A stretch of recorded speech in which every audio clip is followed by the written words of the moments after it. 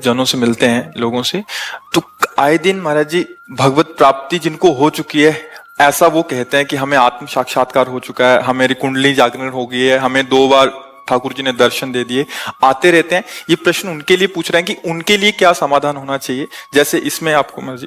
हाँ, पहले बात तो समझ लो, अगर जो जगा हुआ है उसको पूछने की या बताने की जरूरत है क्या?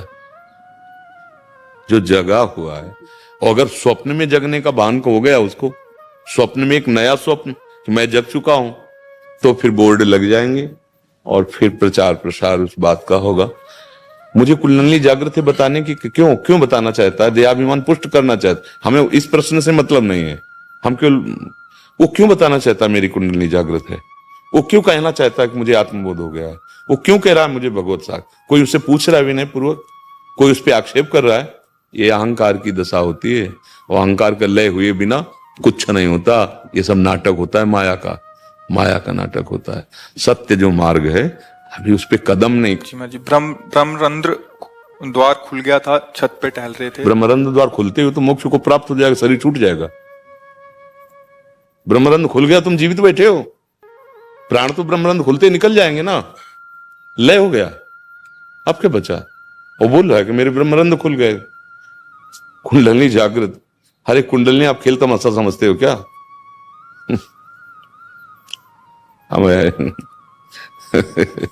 एक हम गंगा के बहुत भ्रमण भी किए ना गंगा किनारे, तो एक जगह मिले तो कई लोग लिवा के उनको आए, नई अवस्था थी, वो आते ही ऐसे ऐसे खोपड़ी की और एकदम ऐसे ऐसे ऐसे ऐसे ऐसे ऐसे वो जैसे प्रेत आ जाते ना, वो शांत बैठे थे। तो इसके बाद जो उन्होंने कहा कि आप डरे तो नहीं हो, उन्होंने कहा, तो हम चुप रहे। फिर भी बोले हमें कुंडलनी जागृत हुई है तो ये हमारे हो रहा है। महाराज हम भूतेश्वर के चेला है, हमको तुम्हारी खोपड़ी हिलाने से डर है। स्मशान में सोते हैं, स्मशान में ही तो, गंगा किनारे स्मशान में ही तो सोते हैं, कुत्ते नोच नोच कर खा रहे हैं लाश और वही मस्त पड़े, हमें कोई भय थोड़ी है। अरे महादेव के चेला है कोई होता तो ये सब ड्रामेबाजी नहीं।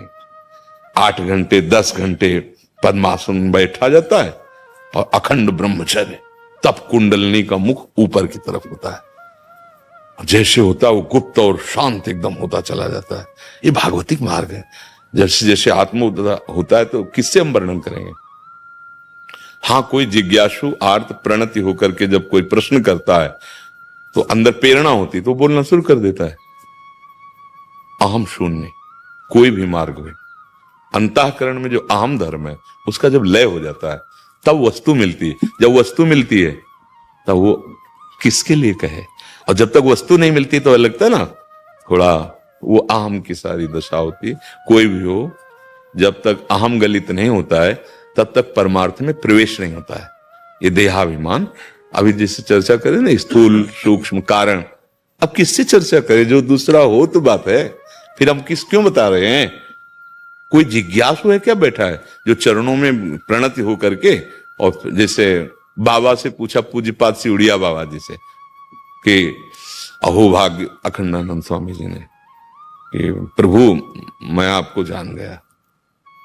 स्वामी जी ने, नई अवस्था थी स्वामी जी की, उस समय संन्यास लिया तो श्रीमद् भागवत चर्चा करते थे स्वामी श्री अखंडानंद सरस्वती जी महाराज।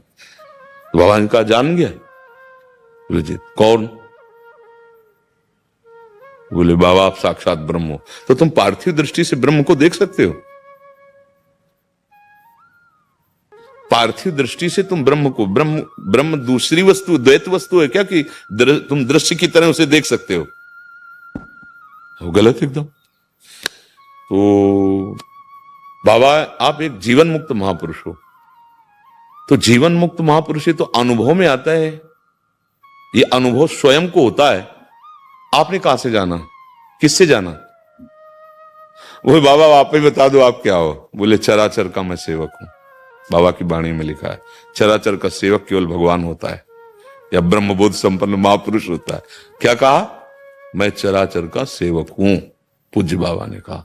जैसे भगवान श्री कृष्ण की राजस्व यज्ञ में अग्र पूजा हुई, लेकिन सबके चरण धोने की सेवा भगवान ने स्वयं ली। ये मार्ग थोड़ा अध्यात्म मार्ग में दंभ दिखावा पाखंड इनका प्रवेश नहीं है। ये बड़ा निर्मल मार्ग है, पवित्र मार्ग है। आरत अधिकारी जब पावें तो गूढ़ऊ तत्व ना साधु दुरावें। देखा कि अधिकारी है आसपास, हटा दिया सबको, फिर एकांत में वो अपने रहस्य खोलता है। कब? जब आर्त अधिकारी, वो जिज्ञासु इतना प्रबल है, इतना अधिकारी है, और वो चरणों में पड़ा हुआ है, तो करुणा करके जब भगवत आदेश हुआ तो खोलना शुरू कर दिया उसकी स्थिति के अनुसार। एक बार निमि जी ने जब नवयोगेश्वर से वार्ता की तो कहा यही प्रश्न मैंने सनकादि से किया था, पर वो कुछ नहीं बोले थे और चले गए थे, ऐसा क्यों? तो बोले उस समय आपकी योग्यता नहीं थी। महाराज निमि विदेहराज बोले आपकी योग्यता नहीं थी, आज आप में वो बात आ गई तो उसका उत्तर हमसे ले लो। तब उत्तर दिया था नवयोगेश्वरों ने मिलके। तो ये भगवत मार्ग ऐसे नहीं राधा कृष्ण मिल गए, हमें सियाराम मिल गए, अरे मिल जाएंगे तो तुम्हारा रोम रोम बताएगा, तुम्हारे नेत्र बताएंगे, तुम नहीं बोल पाओगे। देखो आचार्य कैसे बोल रहे, क्वाहम तुच्छः परम मधमः प्राणिहो गर्ह कर्मा यत्तन्नाम स्फुरति महिमा हरेश वृंदावनस्य। बोले कहा मैं तुच्छ अधम अपराध करने वाला प्राणी, और कहा मेरी जिह्वा पे राधा नाम में तो वृंदावन की महिमा है। विभीषण जी से मिल रहे हैं और विभीषण जी कह रहे हैं हनुमान जी को, या तो आप साक्षात हरि हैं और या फिर हरिदासों में सर्वश्रेष्ठ कोई है, क्योंकि मोरे हृदय प्रीति अति हुई कि तुम राम दीन अनुरागी आयो मोहि करण बढ़वा। कि तुम हरिदासन मां कोई मोरे हृदय प्रीति अति हुई। पक्का दो में आप एक, या तो स्वयं हरि हो और या हरि के प्रेम में डूबे हुए कोई सर्वश्रेष्ठ हरिदास हो। हनुमान जी क्या बोले, असमय अधम सखा तुम है, सब कुछ है, ज्ञानी नाम अग्रगण्यम। कोई इनसे बड़ा ज्ञानी स्वयं भगवान शंकर के अवतार है, रुद्रावतार हैं, तो ज्ञान खान खान जहां बस शंभु भवानी, वो तो ज्ञान समुद्र बंदे बोधमयम नित्यम गुरुम शंकर रूपिणम। क्या बोल रहे, क्या बोल रहे? जब राम जी से मिले तो क्या बोल रहे? एक में मूढ़ मति, अपने को मूढ़ मति कह रहे, ज्ञानी नाम अग्रगण्यम। कुटिल हृदय अज्ञान, ज्ञानी नाम अग्रगण्यम कह रहे, कुटिल हृदय अज्ञान पुण्य प्रभु मोहि बिसारे दीन बंधु भगवान। ये स्थिति प्रज्ञ महापुरुष, ये ज्ञान शिरोमणि, ये भगवत साक्षात्कार किए हुए महापुरुष की वाणी कह रहे हैं, असमय अधम सखा सुनो मोह पर रखवे, मुझ जैसे ऐसे अधम कि प्रात ले जो नाम हमारा, तेह दिन ताहि न मिले आहारा, असमय अधम सखा सुनो। कहां इतना बड़ा महान बल का कार्य केवल हनुमान जी कर सकते थे। रावण की लंका में जय श्री राम की गूंज और थर्रा दी पूरी लंका में, कोई एक नहीं बचा जिसके हृदय में भय न समा गया हो महाबली हनुमान का। माता जानकी से कहा कि मैं अभी रावण सहित समस्त इनके महारथियों को बंदी बनाकर आपको पीठ में बैठा लगा, अभी मिला देता रघुनाथ जी से। पर प्रभु ने आदेश नहीं किया, मां बस कुछ क्षण आप रुकिए, स्वयं प्रभु आएंगे और उनकी विजय गाथा लोक पावन करेगी।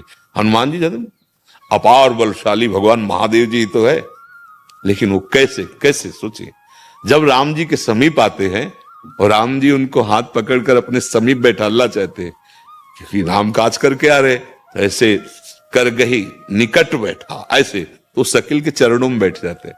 कहते हनुमान, रावण के द्वारा सुरक्षित लंका में प्रवेश पाना, समुद्र लांग जाना, वहां जाकर आग लगा देना और बड़े बड़े निशाचरों का वध। तो उन्होंने कहा कि प्रभु नहीं प्रभु नहीं, शाखा मृग के असीम अनुसाई, बस शाखा ते शाखा पर जाए।